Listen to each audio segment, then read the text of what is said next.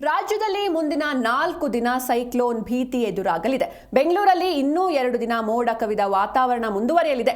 ಬೆಂಗಳೂರಿನಲ್ಲಿ ತುಂತುರು ಮಳೆ ಜೊತೆ ಚಳಿಯ ಅನುಭವವಾಗಲಿದೆ. ರಾಜ್ಯದ ಎಲ್ಲಾ ಜಿಲ್ಲೆಗಳಿಗೆ ಯೆಲ್ಲೋ ಅಲರ್ಟ್ ಘೋಷಣೆ ಮಾಡಲಾಗಿದೆ. ಹವಾಮಾನ ಇಲಾಖೆಯಿಂದ ಯೆಲ್ಲೋ ಅಲರ್ಟ್ ಘೋಷಣೆಯಾಗಿದೆ. ಇನ್ನು ಮೀನುಗಾರರು ಸಮುದ್ರಕ್ಕೆ ಇಳಿಯದಂತೆ ಜಿಲ್ಲಾಡಳಿತ ಕೂಡ ಎಚ್ಚರಿಕೆಯನ್ನ ನೀಡಿದೆ.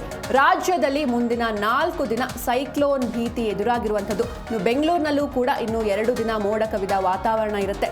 ಬೆಂಗಳೂರಿನಲ್ಲಿ ತುಂತುರು ಮಳೆ ಜೊತೆ ಚಳಿಯ ಅನುಭವ ಕೂಡ ಇರಲಿದೆ. ರಾಜ್ಯದ ಎಲ್ಲಾ ಜಿಲ್ಲೆಗಳಿಗೆ ಯೆಲ್ಲೋ ಅಲರ್ಟ್ ಘೋಷಣೆಯಾಗಿದೆ. ಹವಾಮಾನ ಇಲಾಖೆಯಿಂದ ಯೆಲ್ಲೋ ಅಲರ್ಟ್ ಘೋಷಣೆಯಾಗಿರುವಂತದ್ದು. ಜೊತೆಗೆ ಇನ್ನು ಕರಾವಳಿಯಲ್ಲಿ ಮೀನುಗಾರರು ಸಮುದ್ರಕ್ಕೆ ಇಳಿಯದಂತೆ ಜಿಲ್ಲಾಡಳಿತ ಎಚ್ಚರಿಕೆಯನ್ನ ಕೂಡ ನೀಡಿದೆ. ಗರಿಷ್ಠ ಉಷ್ಣಾಂಶ 24 ಡಿಗ್ರಿ ಸೆಲ್ಸಿಯಸ್ ಹಾಗೂ ಕನಿಷ್ಠ ಉಷ್ಣಾಂಶ 20 ಡಿಗ್ರಿ ಸೆಲ್ಸಿಯಸ್ ಬೆಂಗಳೂರಿನಲ್ಲಿ ದಾಖಲಾಗಿದೆ. ಹೀಗಾಗಿ ಮಳೆಯ ಜೊತೆ ಚುಮು ಚುಮು ಚಳಿಯ ಅನುಭವ ಕೂಡ ಇರುವಂತದ್ದು.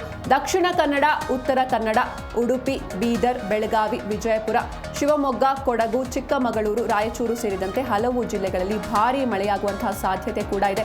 ಇನ್ನು ಗಾಳಿಯು ಗಂಟೆಗೆ 40 ರಿಂದ 50 ಕಿಲೋಮೀಟರ್ ವೇಗದಲ್ಲಿ ಬೀಸುವಂತಹ ಸಾಧ್ಯತೆ ಕೂಡ ಇರುವಂಥದ್ದು. ಜೊತೆಗೆ ಈಗಾಗಲೇ ಕರಾವಳಿ ಹಾಗೂ ಮಲೆನಾಡು ಭಾಗದಲ್ಲಿ ಸಾಕಷ್ಟು ಮಳೆಯಾಗ್ತಾ ಇದೆ. ಆಶ್ಲೇಷ ಮಳೆಯ ಆರ್ಭಟ ಜೋರಾಗಿ ನಡೀತಾ ಇದೆ.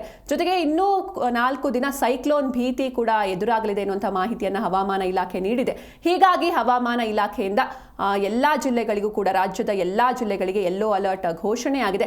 ಬೆಂಗಳೂರಿನಲ್ಲಿ ಇನ್ನೂ 2 ದಿನ ಮೋಡ ಕವಿದ ವಾತಾವರಣ ಮುಂದುವರಿಯುತ್ತೆ.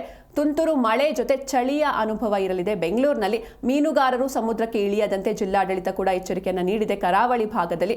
ಜೊತೆಗೆ ಗರಿಷ್ಠ ಉಷ್ಣಾಂಶ 24 ಡಿಗ್ರಿ ಸೆಲ್ಸಿಯಸ್ ಹಾಗೂ ಕನಿಷ್ಠ ಉಷ್ಣಾಂಶ 20 ಡಿಗ್ರಿ ಸೆಲ್ಸಿಯಸ್ ಬೆಂಗಳೂರಿನಲ್ಲಿ ದಾಖಲಾಗಿದೆ. ಹೀಗಾಗಿ ಮಳೆಯ ಜೊತೆ ಚುಮು ಚುಮು ಚಳಿಯ ಅನುಭವ ಕೂಡ ಇರುತ್ತೆ.